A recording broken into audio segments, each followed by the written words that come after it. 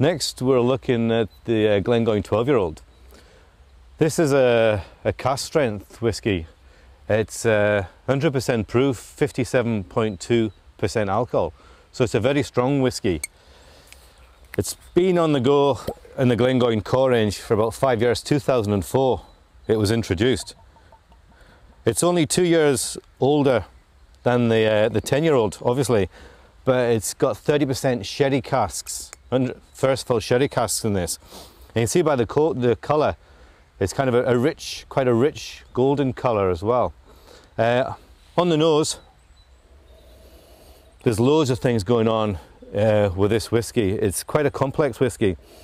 You're getting the oakiness, you're getting the sherryness, obviously, but it's also got peppers in there. You're getting some chocolates, some of the darker, richer chocolate, not some of your milky, girly kind of chocolate. This is kind of a strong macho whiskey compared to the 10-year-old that we looked at. It's kind of a full-on whiskey there, but there's a lot of alcohol in that. Now, even with that strength, it doesn't nip the nose. You'd expect something this strong, when you put your nose in and give it a good smell, to kind of sting, but it doesn't. It's so smooth. You know you're going to get something that's really well developed and spent its time in the cask doing the right type of thing. I'll try it without some water initially, and even without water at this strength, it is smooth. It's so mouth coating. It's almost like velvet on the tongue.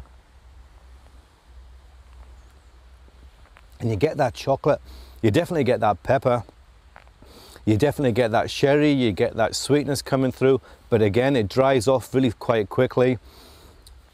You know it's at the back of your throat, but it's not burning.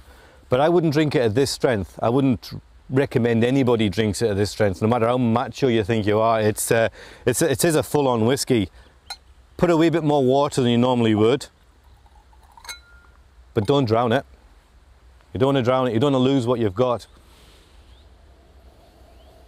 And that just magnifies everything I said about the initial taste. It brings out the pepperiness, it brings in some spiciness in there as well.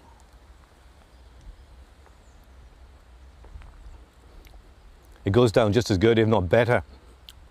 And it's got a lovely after flavour. And you can just feel it slowly sipping down into your stomach and sitting there. And you know you're going to have a good night with this whiskey. And it's a nice bite, a nice chocolate, deep dark chocolate bite at the end of it, with a lot of that pepperiness coming through. It's a very good whiskey, one of my favourite out of the Glengoyne range.